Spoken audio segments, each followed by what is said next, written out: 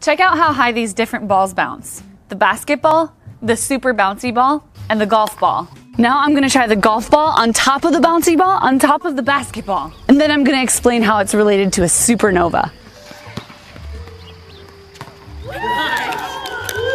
Did you see that? Probably not. So here it is again. The golf ball bounced to 28 feet. We dropped it from about 3.5 feet, so it went up 800% of its dropped height. In fact, if you consider that by itself, the golf ball bounces about 70% of its dropped height. It went as high as if it had fallen from 40 feet up.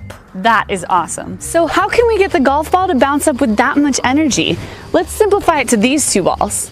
When you drop them individually, each ball starts out with some potential energy from the height of the drop. As the balls hit the ground, some energy goes into heating up the ground and some goes into heating the ball. Because that energy left the ball system, you can't get back up to the same height. But when you combine them, the tennis ball goes higher than its dropped height. Way higher. Where does it get the extra energy? As the basketball bounces, it compresses, storing elastic potential energy. As it releases, it springboards the tennis ball upward just at the right moment. This is like the double bounce on a trampoline when you jump right before someone else. You prepare the elastic of the trampoline by stretching it and storing energy, which can then bounce the jumper even higher. In the same way, the basketball stores energy in its compression and is able to push the tennis ball. But just like the double bounce preparer, the basketball can't go as high. You can see that here. It bounces even less when 3 balls are dropped together. Also, during that transfer of energy, some momentum transfers from the basketball to the tennis ball. And since the basketball starts with way more momentum because of its larger mass, the tennis ball's velocity increases by a lot,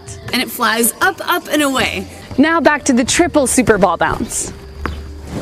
Now you get the energy from the basketball's bounce being transferred into the bounce of the super bouncy ball, which is then transferred to the golf ball's bounce. You put the same amount of energy or momentum from 2 more massive objects into a smaller object, and it will go much faster. Epic!